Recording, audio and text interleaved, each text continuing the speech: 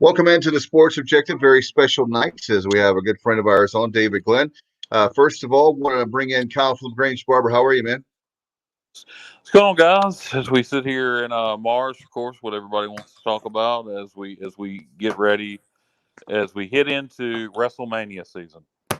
That's right. DG's a huge wrestling fan. We can talk life, anything with David Glenn, of course, the Athletic, formerly of the David Glenn Show, and hopefully we can get some breaking news at some point about his next adventure. We'll talk about that and much more. How are you, sir? I am doing great, gentlemen. Good to be with you again.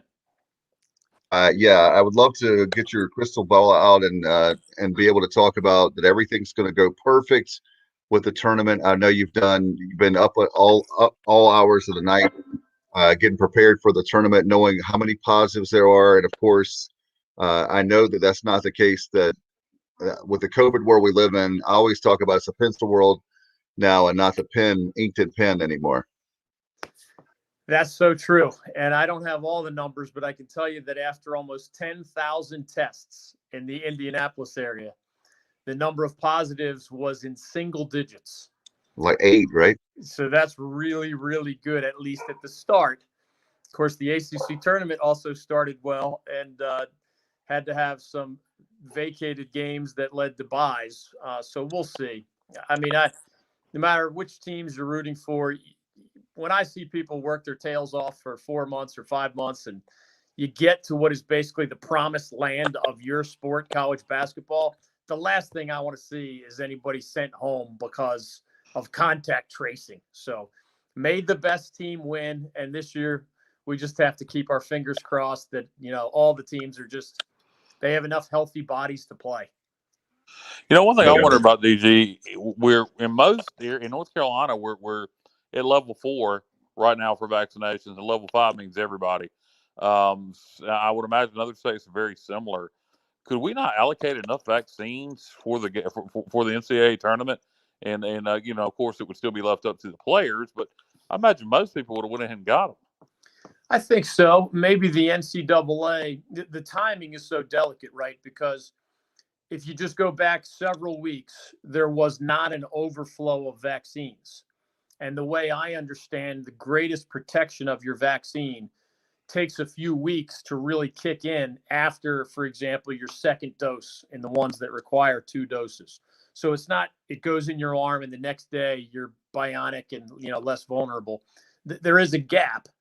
And I think the NCAA probably, which loses so many public relations battles and is so often painted as the bad guy, I think at a time when vaccines were slower rolling out, to ask for special treatment, I think would have been a controversial topic, and they would have had to ask for it far enough ago. It would have been, early February, when there just was not this level of vaccine available. So it's easier said than done, I guess, is the bottom line. We needed that Johnson & Johnson vaccine to come out about a month earlier, because as soon as that hit the market, everybody wants to wait for it. We'll wait for the 1 shot. My wife already's gotten that one. I'm 1 into the 2-dose version. My wife's 1 and done. She's ready to go.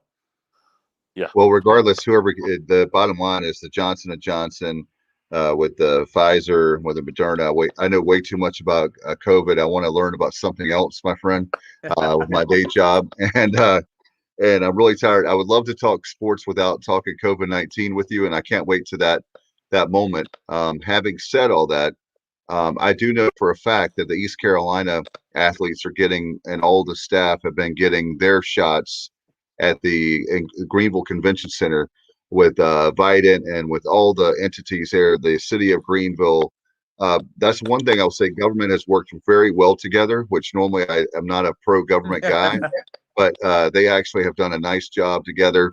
As one ECU guy that actually very well said it best, is that the very fact that we have Disney has nothing on the convention center, how smoothly it went. He got in and out very quick. And so anybody that says that it's better than Disney, I said, hey, man, that's a huge compliment. Hey, once you start seeing the Chick-fil-A drive-through analogies, that's another good sign, right? Because Exactly. That's about as well-oiled a machine as you'll see in the fast food world. So shout out to Chick-fil-A and shout out to the state governments that took a while, but they're getting it right now. And DG, by the way, we have, for those that want to put up comments for DG questions, you can do that on Facebook, Twitter, and YouTube. And we have Richard Alsbrook, who is chiming in. He said, great guest. I missed the DG radio show. My daughter, Julia, was one of David's interns. Intern Julia, I remember her. She was an outstanding intern. No doubt. I'll tell you one thing, DG, very happy with the baseball team with East Carolina. Tough night down in Wilmington last night. But Pirate fans, I just want to tell them while we have a live show, there are 56 ball games. And as you know, being a pitcher, David, you're not going to win every single game. I can't imagine a team to go 56-0 in baseball. That's unheard of. And yes, the problem is that unfortunately it was Wilmington, a huge rival team. And that's the one that last year, of course, the circumstances were it's a walk-off. And the next thing you know, your season's ending. Well, let's go on the NC State line, David. It's pretty simple. We're a top 10 baseball team right now. We're number 9 in the country. And to quote our friends in Raleigh, it's their Super Bowl. I've heard that one before. Yeah. Hey, it's funny when you talk about that matchup. I'm teaching at UNC Wilmington now, so they've given me all this Seahawks gear. I'm also, of course, a parent of an ECU student, so we've been a member of Pirate Nation for 4 years. I just visited my son in Greenville just yesterday, so I've got plenty of Pirate gear too. So I'm not even sure. I guess I straddle the fence when those two get together. But it is fun to see ECU, regardless of a single game's turnout, as you said, Dave. This has been a down year for our state in men's basketball. And it is not going to be a down year for our state in baseball. So as we're in the process of making that transition, 3 teams from our state in the big bracket is embarrassingly low. The lowest I've ever seen is 2, and that almost never happens. So, of course, Duke didn't make it this year. App State came out of nowhere to win the Sun Belt. UNC Greensboro has been very good under Wes Miller, so they're in. And the Tar Heels, of course, made it. But only 1 team from our state representing the ACC. That's incredibly rare. And when you turn the page to college baseball, ECU is really good. Carolina's pretty good. NC State is pretty good. Duke is pretty good. Wake is solid, and others. So there are going to be times where I think we have 6 teams in our state in the baseball top 25, and I think that's already happened.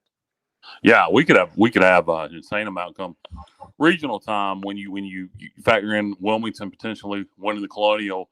Charlotte could win Conference USA this year. They're good. I mean, it could be a ridiculous amount of teams in the regionals come June. No, everybody says it's a basketball state. David, can we say it's a baseball state now with a down year this year right now? I've always thought we're a baseball state in large part, and especially where y'all are located. If you go east of I-95, I mean, we're such a big, beautiful, diverse state that I learned with my statewide show over 11 years, what people wake up thinking about near the Tennessee border is often different than what people wake up thinking about in the sports world near the Atlantic Ocean. It's not like we're just one monolithic 11 million people or whatever we are in North Carolina. So I have noticed over the years, for example, that, the Hurricanes in hockey have an incredibly strong following in the Triangle, but not so much in other parts of the state to varying degrees. And, App State, of course, has the most fans out west, and ECU has the most fans in the east. And in terms of culturally, sports-wise, Eastern North Carolina was a hotbed of baseball when I got to North Carolina in the late 1980s. It still is today. And given that our state doesn't have a Major League Baseball team, the way we have an NBA team and an NHL team and an NFL team and NASCAR and pro golf and other things, I think the spirit for college baseball and to a degree the spirit behind high school baseball is really, really, really strong here. Even if we don't have, a single major league team to root for, there's a whole lot of fans of the Orioles or the Nationals or the Braves, obviously.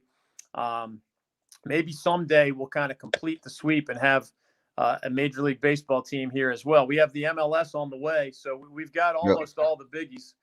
But culturally, we are a great baseball state, and you see that every year when there's the professional draft.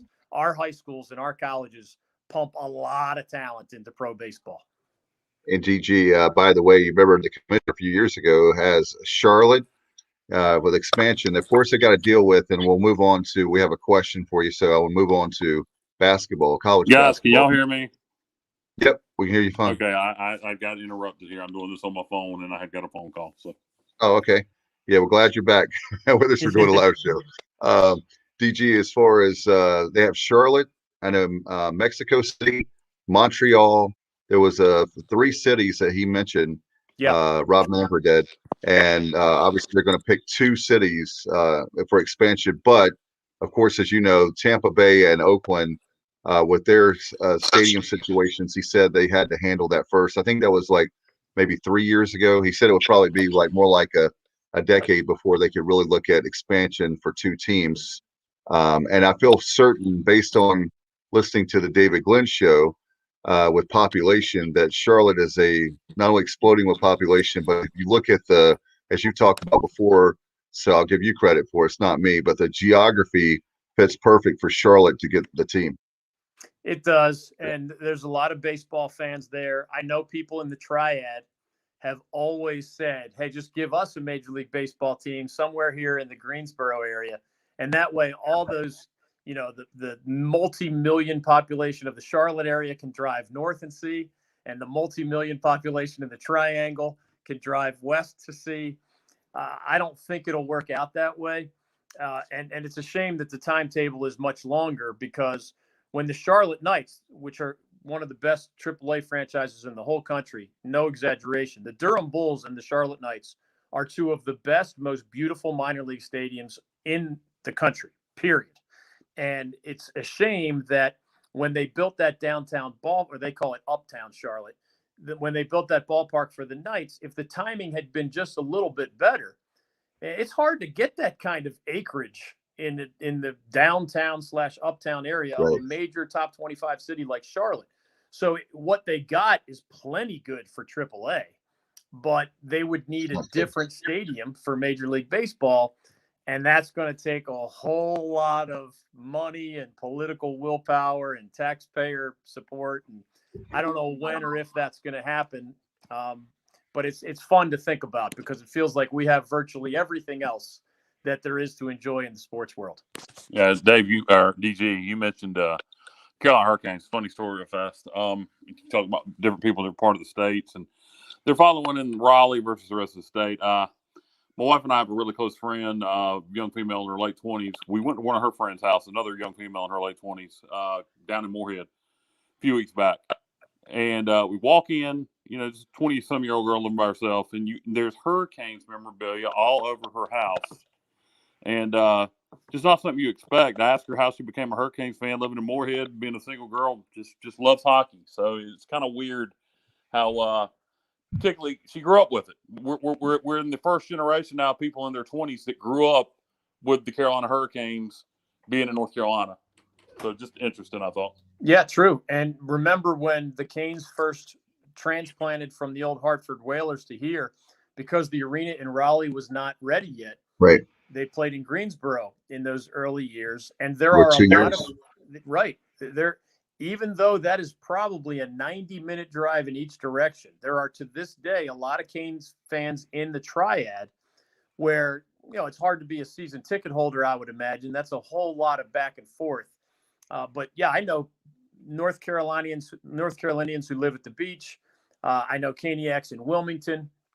So it's been fun to see. You're exactly right. There's an audience that did not exist 15 to 20 years ago for the Canes that does exist as the next generation comes up, and they're just used to hockey in a way that we were, thrilled but also shocked to get it 20 plus years ago. And the fact, DG, the very fact that it comes down to one thing is putting a winning product on ice, with the Canes doing very well, the new ownership, things are going. There was a 9-year drought. I talk to Pirate fans all the time with Coach Mike Houston. I said, please give him a chance. I said, you know why? Because if you're a Canes fan, you went 9 years without the playoffs, 9 long years that some of our friends, including yourself, you have to talk about a hockey team that is not even making the playoffs when half the teams make the playoffs. And with Raleigh being such a great metropolitan area with a triangle, and you have the fan support, but if you're those of us who live an hour and a half away from Raleigh, I live an hour and a half east of Raleigh. It's hard to go to a game and spend the money, and you have children and they have school the next day, and all this kind of things, and then you're going to go there and the team's going to lose. I mean, the chance. So I know that doesn't sound like I'm a great fan, but it's the cost of it. The financial piece of things is a biggie, and the time spent to and from the arena. Yeah, and I'll tell you this, I had a triangle specific show for about a decade before we went statewide. And when we were triangle specific, you had to talk about the Canes, whether they were good or bad or in between, because you were in the triangle. One of the nice things about the statewide show was if the Canes were down, you just talked about them a little bit less because maybe the Panthers were up, or maybe ECU had a great year, or App State had a great year, or the Tar Heels or the Blue Devils were great, or whatever. We're such a big, diverse state that it was easier to sort of deal with those long Canes droughts with a statewide show than it was when I was on only in the triangle, because that's a whole set of different circumstances and a very different audience. And there were times where you're kind of looking for things to talk about with the Canes because everybody gets tired of talking about losing. DG, I'll tell you something nobody's talking about, and it's going to I think it's going to put to bed what has been a stupid discussion, a stupid suggestion for people over the last 10 to 15 years. Nobody's watching FCS football or paying it any attention right now, with the apologies to the fans of those particular schools. It's not on TV anywhere. You can't find it. It's on ESPN Plus at best, or stuff I don't even know what it is. Pluto. What is Pluto? I've seen some games from Pluto, not the former planet. So that should put to rest the discussion of moving FCS and so-called Group of Five football to the spring for additional exposure. Because guess what? It ain't getting no exposure. Nobody, I guarantee you, there's somebody out there listening right now that just realized with me saying this that FCS football's going on. And high school football to boot. You're right. There's a bunch of big decisions that have to be made, because unless the FBS playoff expands, there are people who believe that those beyond the Power Five should have their own playoff to generate attention and interest. And then there's the other, move it to the spring. You have different competition, but the almighty sport in this country is the National Football League, and right. College football in this state and much of the country is right there in the top three, sometimes second. So your point is well taken. If you can avoid being in the same portion of the calendar as those two super heavyweights, you still have to deal with college basketball and the NBA and the NHL in the spring, obviously. But it's a conversation worth having. And now that they're trying it right now, I think it becomes a more realistic conversation for down the road, because they know what it feels like and tastes like and sounds like, and maybe they'll learn something about whatever level of attention they'll be able to get from TV partners and fans too. I think it's a conversation not worth having. The other way around, I think this proves nobody's going to pay it any attention. So, I mean, I think if you take so-called Group of Five football and FCS football away from the fall, what you're doing is taking away part of your audience that's going to watch Power Five football. Because I'm going to tell you something: if East Carolina's playing in the spring, I'm not going to watch Alabama, or UNC or anybody else. And you're taking, because even though we're a part of it, even though we're technically not a part of it, we're still a part of it. Yeah. And when you separate us, is a huge mistake. And I think right now, like I say, it goes to show nobody's paying it any attention. Nobody's watching FCS football. So I think it should end those discussions. But we'll see. Well, they're drawing conclusions as we speak, because they're going to find out if more people were watching, and they're going to find out if it hurts recruiting.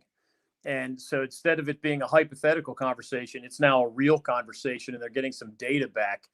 And we all know this: most people are creatures of habit.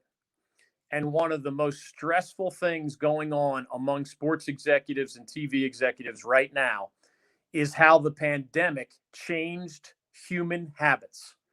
because there are people who took whatever out of their routine, whether that's going to Dowdy Ficklin or Carter Finley or Kenan Stadium, X number of times every fall, rather than talking about whether or not they would miss it. They now know how much they missed something, right? Because sports were taken away from us for 6 months. And some people aren't going to be as diehard sports fans as they were previously. And some people are going to think twice before they renew an expensive season ticket package.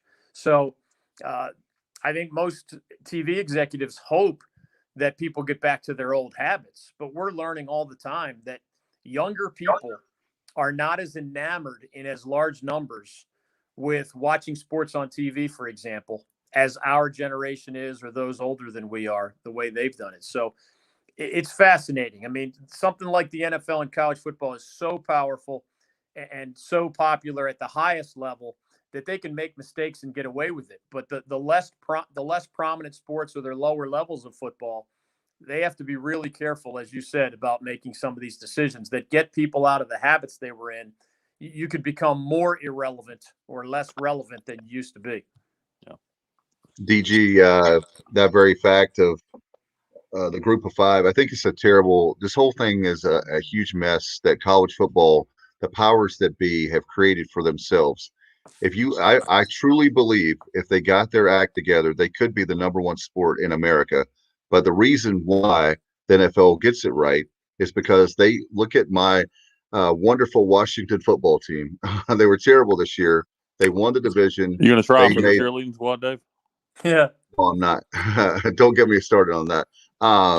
But the very fact that they were a terrible team, they won the division. If you win the division, you're in the playoffs.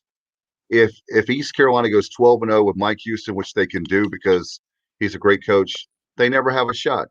So that's the problem. Is there is an elitism. There is a problem with at least college basketball does get right with their tournament, and I give them credit for that. They have their own problems that we can definitely talk about, and we have a question from Johnny Gardner here in a second. But that very fact with Power Five, Group of Five has been a dumb thing. And actually, DG, they can make more money, and the executives for ESPN, ABC, oh, by the way, can make more money because there would be more games if you have an expanded playoff. Well, I think it's coming. I don't think it's going to come, that expanded playoff, until the conclusion of the current contract, which I believe still has at least maybe 4 or 5 years to run. But what's going to happen is this. A lot of people forget that the reason university presidents and chancellors went from decades of saying there is never going to be a playoff in the FBS level of college football. They've had philosophical reservations, and it's a violent sport.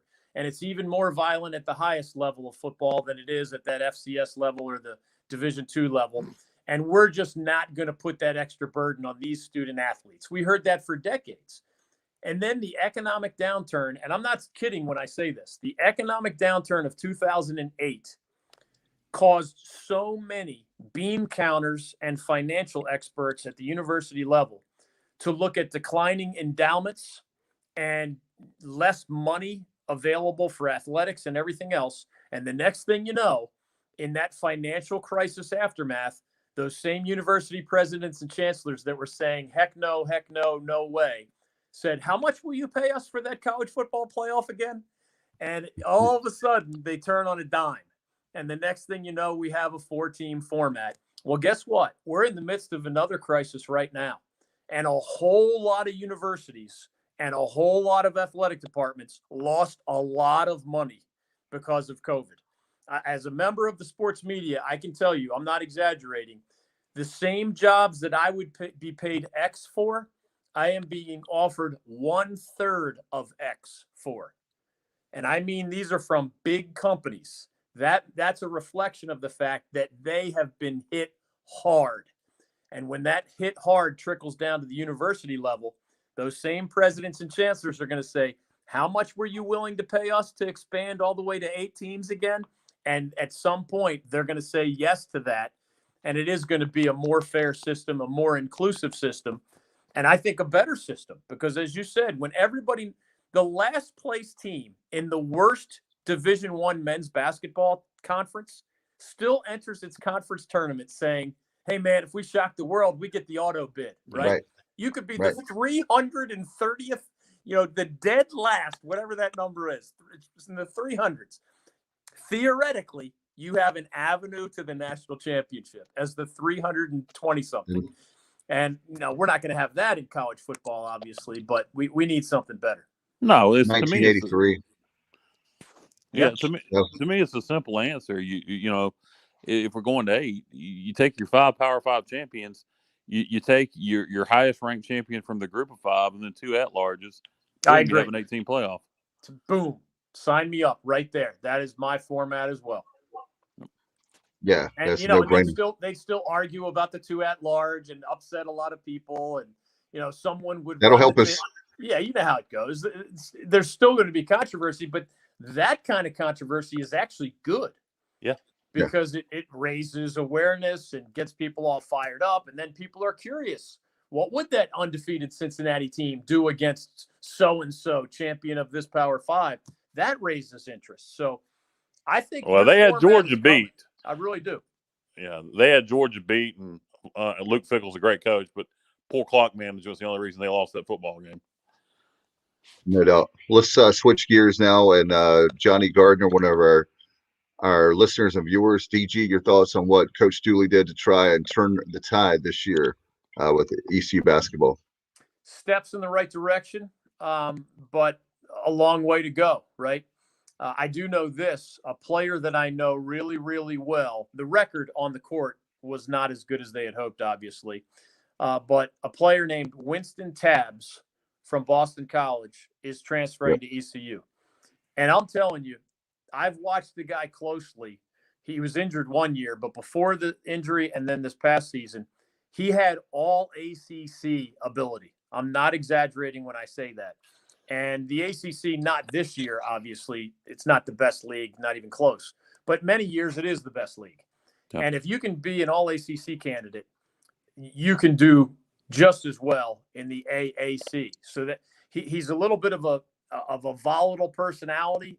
Coach Dooley is going to have to harness his high-end talent, but he is a huge addition to the Pirates. And we all know you got to get players. Jaden Gardner is a superstar player, but he needs more help. And if you can get several players the caliber of a Gardner, well, now you're rising the ladder in the AAC. Really, one player like that with Jaden having another year. I mean, is that kid going to be eligible? The kid from BC, is he eligible next year? I'm not certain off the top of my head, but there's ongoing legislation that is going to allow everybody a one-time transfer without a penalty option. Every college student in every sport would be allowed to switch one time without a penalty, regardless of whether they were a grad transfer or whatever, or a conventional transfer. And I think that's coming. So I'd have to double check to see if he would be eligible either way. But I think he's going to be eligible for the Pirates, one way or the other. Yeah, I don't like that rule, but in this case, obviously, it would benefit us. So, hey, I like it. No, I don't like the rule regardless. I think it's going to create more havoc with people transferring. But the point is, it's not like football. One basketball player can make a difference, and for sure, you put him on the court with Jaden. If he can keep the attitude in check, that could be a difference maker. One thing that we have, the biggest problem we have, DG, is 3-point shooting. The 3-point shooting the last 2 years is the elephant in the room. So that's what we need is guys that can, as much as I love the front court, the perimeter is where the game is, that dictated, I think, by the NBA. But the 3-point shooting is where the game is at. And when you don't have 3-point shooting, there's so many games Kyle and I have talked about, and Bubba, that we're so close to winning the game. If you make 2 or 3 more threes, you win the game. And when you don't make the threes, you're not going to win the game. I mean, it's just that simple. Well, look at it this way. Why has Carolina struggled this season? They made the tournament, but this is a down year by Carolina standards. There have been many UNC teams where they had 4 different guys who could hit threes. On that 13 scholarship roster, there was one guy who could hit threes. He was freshman Kerwin Walton. And guess what? When you have only one guy who consistently hit threes, defenses are aware of that, and they start, getting in that guy's grill on the perimeter. Duke, similarly, like Carolina, young guards, not as much three-point shooting. Duke also was horrible at defending the three-pointer on the perimeter. So your point is well taken, Dave. Your script there unfolded in Durham in such a bad way that the Blue Devils missed the NCAA tournament for the first time since 1995, and it came darn close to jeopardizing Carolina's season.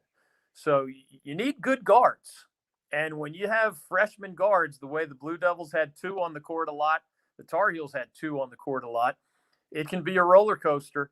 And no matter what their age is, yes, at some point you got to hit threes, because beating people going 2 + 2 + 2 + 2 while giving up 3 + 3 + 3, man, that's a tough road. DG, I'm going to have to drop out here. I have something I have to do. But before I go, would you quickly tell me your prediction for the Final Four and then give me a Cinderella to watch? Yeah, my championship game is kind of chalky. So because I have number 1 seed Gonzaga beating number 1 seed Illinois. I really believe they are the 2 best teams in this field. They are absolutely loaded with college caliber talent and pro caliber talent. Gonzaga has 3 All-Americans in their starting lineup. So I think this is the year Gonzaga, which remember was runner-up to Carolina 4 years ago. This is Mark Few's other best team. So I know 15 years in a row he kind of made the tournament but didn't get past the Sweet 16. But in more recent years, he's had some Elite Eights and then that national runner-up. I think this is the year Gonzaga kicks the door down. And then I don't know if they would count as sort of dark horses or Cinderellas, but I like a 3 seed in Texas. I like a 4 seed in Purdue. So I went less chalky with my other 2 Final Four picks. And I think UVA and Florida State of the ACC, while only 4 seeds, they're pretty good basketball teams. I just remind people when they're doing their brackets, almost 90% of the time, the national champion comes from the top 3 seed lines. So going in, that's 12 teams for a total, right? 4 1s, 4 2s, and 4 3s. Almost 90% of we love talking about Cinderella, and sometimes Cinderella gets to the Final Four, but there aren't many glass slippers to go around when it comes to the national title. And I think Gonzaga and Illinois are the 2 to watch, but man, there's a lot of others worth watching as potential dark horses. Oklahoma State's going to be fun to watch with Cade Cunningham. Texas Tech is another interesting team that we've seen. They're not as good this year, but it's and I'll give you an 11 seed. I think Syracuse out of the ACC has a chance to make the Sweet 16. I like Syracuse's road better than I like a 4 seed like Virginia's road, or a Carolina would have to beat a really good Wisconsin team and then a really good Baylor team. So you could like the Tar Heels and still think they're not going to make the Sweet 16 because of their path. I think Syracuse is playing its best basketball at exactly the right time. And that Jim Boeheim guy has taken some other teams that barely made the tournament and went a long way. So maybe he has some magic along those lines again. No doubt. It's going to be great, especially the whole Indianapolis thing. And the state of Indiana playing all the games. What are your thoughts on that? I was going to talk about that. So we'll go ahead now that Kyle mentioned the tournament. How do you like that? Well, I think it's one of those, like you see on the wall of a hotel, break glass in case of emergency. This was a break glass in case of emergency scenario, putting everybody in the greater Indianapolis area, because it would have been too risky to do it a different way. And these guys are in lockdown. I'm fascinated, Dave, to see how young men, 18 to 22 years old, for the most part, they're not leaving the single floor of their single hotel. So if your hotel's having Wi-Fi problems that day, these guys are already tweeting about it and going crazy. They don't get to see many people. In a case like Virginia, which has been on COVID lockdown, would you believe the Cavaliers have not practiced in 8 days? They have not had a single basketball practice in 8 days heading into the most important games of their season. So how is that going to play out? We don't know, because we've never seen it during March Madness before. How is this Indianapolis setting going to play out? We don't know. How are these kids going stir crazy going to play out? We don't know. We've already seen some of the best officials in the game sent home because of COVID contact tracing. That's not a fun storyline to follow, as much as people complain about the refs already. It's a guessing game. Will it be those heavyweights I talked about, or will we get some March Madness chaos just since everything else in our world has been so upside down for the last 12 months? I don't know. But I'm glad the NCAA took this approach. I certainly wouldn't want to see it this way in a normal year. But it minimizes the risk of us having to, have buys during the NCAA tournament when one team can't show up. That's what we had at the ACC tournament. The number one reason I didn't think Georgia Tech could win the ACC title, they don't have any depth. If you don't have any depth, I don't think you can win 3 games in 3 days, because those young men's bodies are used to playing on a Wednesday and then on a Sunday with plenty of time in between.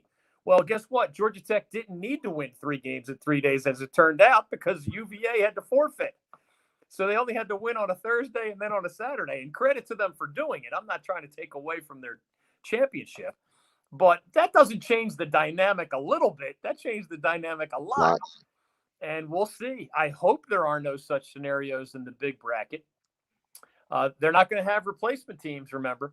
So if your opponent can't field a team, you're on to the next round, even if you're a 16 and it's the 1 seed that has to step aside. That's just so bizarre. But I guess they were not willing to push the tournament back as I had wanted to May, spreading out the games. But, I understand it's a logistical nightmare now when you have from that standpoint, if you're an administrator at a university where you have all the fall sports and all the spring sports are pretty much, and then you have basketball that's pretty much like in between, I guess, a winter sport. You have all those sports playing at the same time. And then with FBS, you have a situation where you have spring football going on, starting right now, or it's already begun. So there's all these factors that are going on. I thought it was funny. One of the guys from East Carolina hit a home run, and the guys were on the spring football. They were on the practice fields, and they see the ball come and right there on their practice field. So a lot of crazy stuff happening there. That's maybe a normal situation, but I know situations right now where one of my dear friends at my alma mater here locally at the high school level, they're going through a lot, because if you have a situation with, like me, coming from a 1A school, every single kid has to play. They have a lot of, there's so many sports at Williamston, where I live, Riverside High School. They even have golf. I mean, they have so many sports that they field every single year, and they've never been in this situation before. I need to catch up with the athletic director who's been on the show before, Phil Woolard. I don't know how he's sleeping at night knowing that they're playing football right now. You have basketball, you have baseball, you have all these sports all at the same time. And getting back to my point, in a real world, a perfect world, maybe you could push March Madness to make it like May Madness or something like that. But the real world, that's not reality, because you have all these sports going on.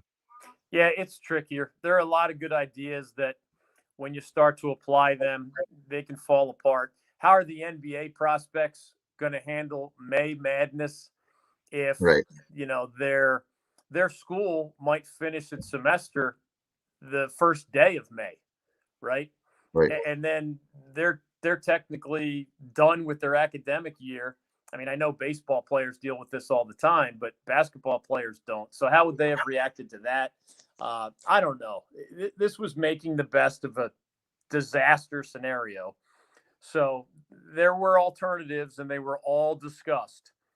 But I'm like you. I'm just crossing my fingers that we see games and not forfeits between now and somebody cutting down the nets.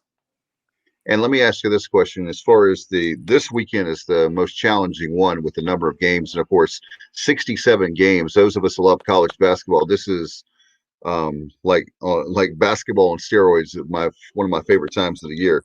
But after this weekend, can they move the games around? They have more flexibility, right? Because you have, after this weekend, it's down to 16 teams, so you can move the games around or push it back a day or two, couldn't you? You could. I'm not sure exactly how they're going to handle that. I'm not sure they've announced how they might handle that. Okay. I think they're reserving the right to be a little flexible.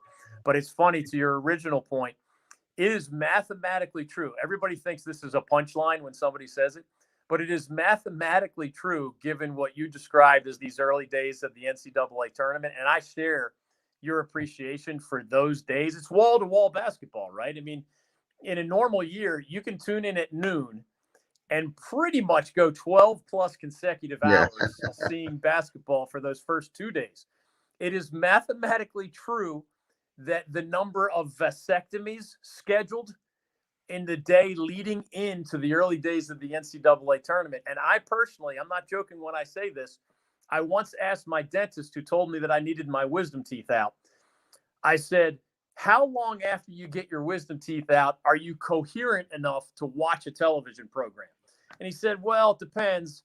You know, you'd either want to do the surgery the day before, or you'd want to do it really early in the morning so you'd be coherent enough to watch something by the afternoon. And I said, and I also said, does it matter when? Is this an emergency? Does it matter when I get my wisdom teeth out? And he said, no, just do it in the next few months. So I looked up the calendar and I picked the day right before the Thursday start of an NCAA tournament so that, you know, my wife felt like she had to take care of me, right? Instead of being mad that I was watching 24 hours of basketball, I was recovering, right? I was technically a patient. Smart. So she's kind of my nursemaid. I'm kind of doing work, but I got a difficult surgery out of the way. And the 2 days I was supposed to recover, I had the remote control in my hand and a beautiful wife that happened to be my nurse. So that was one heck of a story way back when. No doubt about it. As far as after the tournament goes, with things financially speaking, I know we mentioned that they of course had to do the tournament this year because of the Olympic sports. Just want to get your thoughts. East Carolina's going through a tough time. They're going to bounce back. I really believe that a lot of these schools will eventually bounce back. Is there anything the NCAA can do outside of obviously the basketball tournament? Everybody watching this knows and listening, the basketball tournament pays for a lot of the Olympic sports for their seasons and helps out. Is there anything the NCAA can do to help out? I know the American, we had, there was a press conference on Sunday with Commissioner Mike Oresco from the American. The American has helped out their partner schools, the member schools. Is there anything generically the whole NCAA can do to help out, say if it's East Carolina or any other school in the nation when it comes to financial help? Well, one thing they did was to at least minimize the big blow that everybody took last year was they did have a pretty good insurance policy. So even though the NCAA tournament was not played, and for those who don't know, it's about almost $1 billion a year. I mean, that is one heck of a line item in your annual budget. They missed out, of course, on that billion, but they collected several hundred million because of an insurance policy. They also have emergency funds. I'm not aware in detail exactly how it's almost like a rainy day fund that a family might keep as a nest egg in case of job loss or, you know, a medical emergency or whatever. The NCAA does have that as well, but there's no, you know, even some of those things require, you know, being paid back. So I'm not aware of any magic wand, you know, to make these financial issues go away.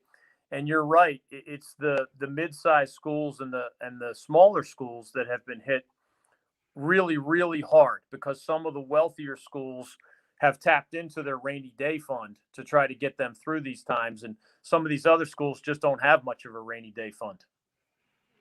That very thing is that people are going to just have to find a way to, I think, be patient, and we're going to have to deal with, it's not great to be in deficit spending. Don't talk to the federal government about that.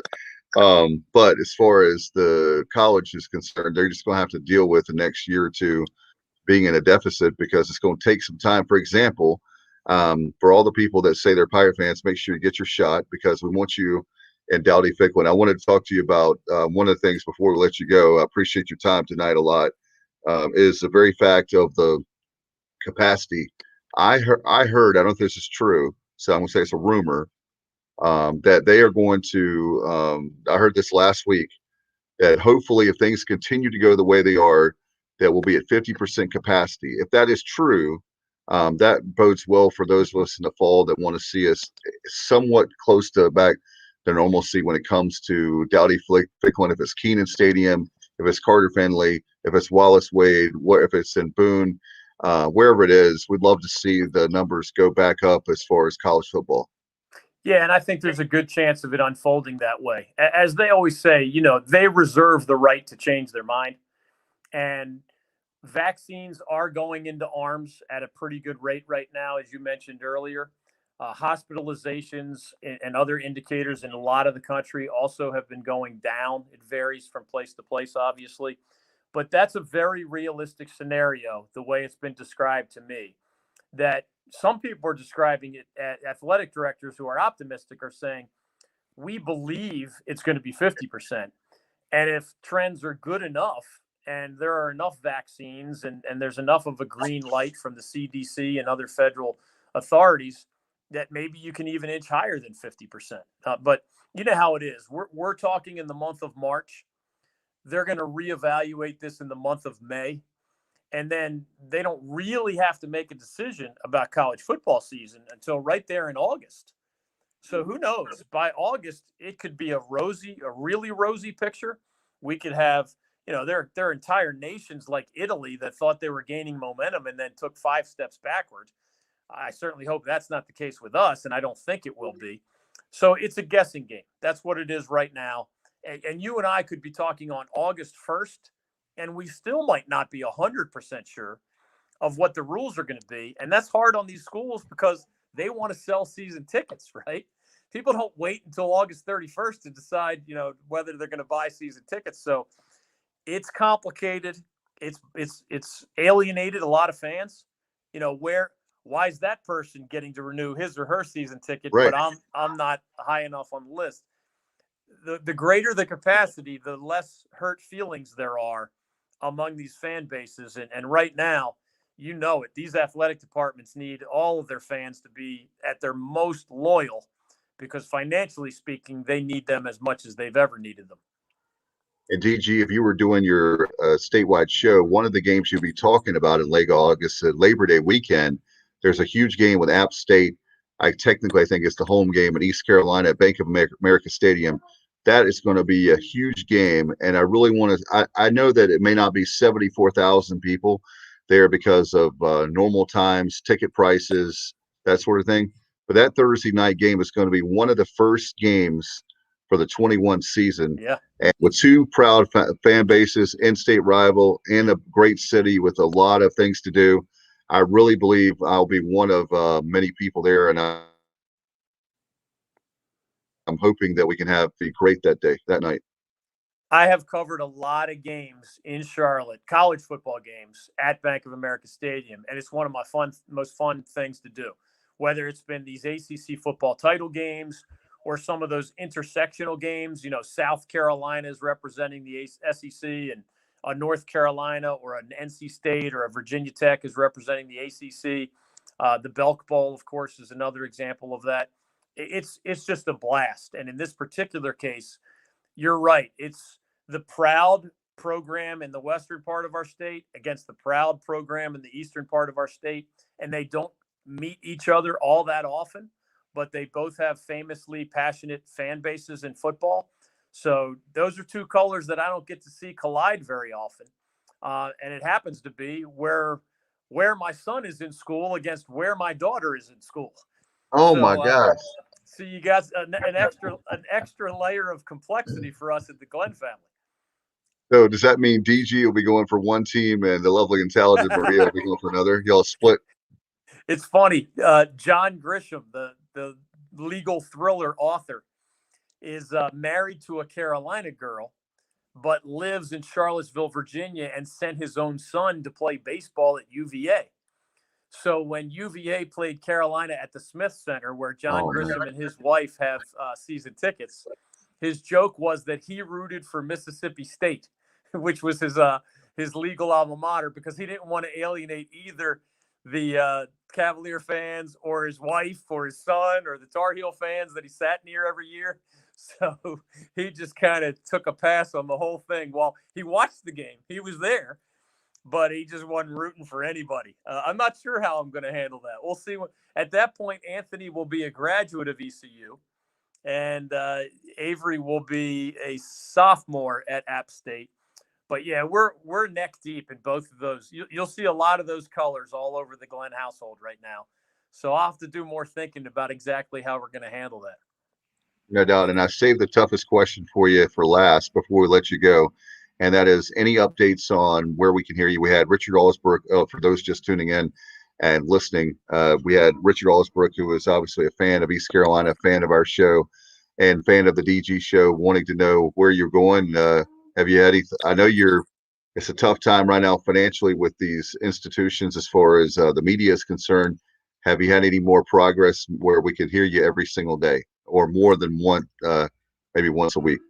I can tell you that I've told all the people that are my partners, part-time partners or longtime partners in some cases, I want to figure things out by August of this year. In other words, right now, I love teaching at UNC Wilmington and getting experience in the academic world, which I think is going to remain part of what I do. You know me. I've been a lawyer. I've been a writer. I'm an editor. I've been a business owner. I'm a radio host. So I wear a lot of hats, and I want to keep wearing a lot of hats. And I want university level teaching to be a new hat that I keep. But in terms of radio and writing, I'm talking to The Athletic about the possibility of kind of returning to my roots. Most people think of me first as a radio guy and second as a writer and an editor. In my 20s, I was a writer and an editor and an attorney, and I was secondarily a radio guy. So my career kind of got turned upside down. So in a good way, I'm happy about it. The Athletic and I are talking about the possibility of me being more 80% writer and editor and 20% podcaster. So it would be the flip back to what I was doing as a younger man. That's just one possibility. Syndicating a radio show right now is really, really challenging financially. And I can't say that I'm optimistic about rebooting a statewide version of my show right now. I wish if I was optimistic, I would share that with you. It's not a closed door, but given that a lot of my potential partners have lost millions of dollars, some of them are just hesitant to try something new or different along those lines. So I'm doing some things outside of sports, in politics and in law. I'm an investor in an energy company that I help with communications and public relations. So those are more hats I'm wearing. But I don't know. I think when we chat again next time, maybe I'll have more updates. But for now, I'm still exploring everything, and I'm actually glad that I told everybody months ago I really don't want my next thing in sports media until this coming August. And that gives them time to recover financially. It gives me time to explore all these other things. And, if I jump back in, it'll be in the month of August, which January starts the calendar year. But I've always thought that August starts the sports year because the NFL is back. College football is back. Other sports are heading into the playoffs. Baseball's, really ramping up, et cetera. So we'll see. But I probably won't have clarity on that until a couple months down the road. And those of you know, DG, he's got to have a sabbatical. You got to have your sabbatical in July anyway, right? Yes, so it's a kind of continuation of the sabbatical, and then by August coming back, you'll be good to go. And I've always taken as much of July off, even under normal circumstances, as I possibly could. And way back in the day, one of the coolest contracts I ever signed, I was a sports radio host for 8 months out of the year, and then I was allowed to disappear and do other things for 4 months, and then resurface in August to start a new eight-month cycle. That contract didn't last too many years, but man, I loved it while I had it. No doubt. We appreciate you so much and look forward to having you back on. And certainly, I tell you what, wherever you go, it's going to be fantastic. There's a lot of people that'll follow you. I had another idea, but I know I'll tell you later about that. I don't think it would ever work, but I have my ideas, as you know, and some are good and some are bad. But thank you. Thank you so much, my friend. Appreciate it. And I look forward to having you back on real soon. Always great to be with you, Dave. Keep up the good work. Thanks, man. Appreciate it. You got it. All right, DG there, as we have a lot of fun talking, of course, everything tonight. We appreciate you so much. Obviously, Bubba is actually Team Disney right now, so producing behind the scenes is me, and he helped out tonight some. Bubba, thank you so much, my friend. By the way, we went along with DG, but we have the coach Steve Holm. We have that interview up, and we'll have that for you. You can find that on YouTube, of course, Facebook. A lot of places will have that up, and that's, of course, the head coach of Illinois State as they come in to take on the Pirates. It'll be this weekend, Friday, Saturday, Sunday, so make sure that you check that out. Illinois State, really good program. They won the Missouri Valley 2 years ago. In fact, I was so close to being right. I was wrong, but they had Louisville on the ropes, and they could have done that, and then East Carolina would have been hosting its first ever super regional in Greenville, and it almost happened, but it didn't.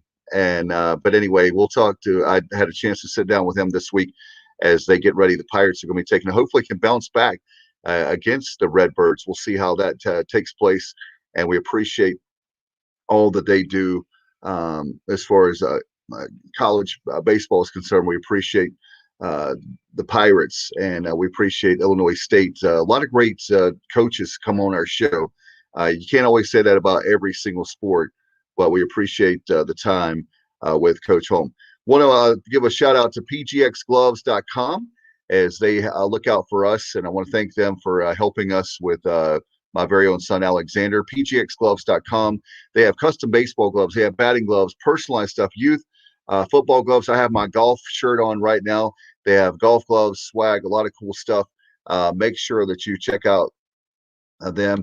Want to give a shout out to Next Level. We're talking ECU baseball right now, so I want to give them hello to Trent, Brett, and Gaynell. Brett, they have been really good to this show and really good to the podcast, and we appreciate them very much. Go to nextleveltc.com, nextleveltc.com, and you can find out all the information on. And also, they have a great Facebook page. I'll have to check that out tonight. I used to look at that every day or two, but they have a lot of cool stuff up there about former players and current players and what they're up to, and we appreciate them so much. All right, coming up Sunday night at 7, it is going to be Extra Innings, brought to you by Next Level. We'll have Corey Glore.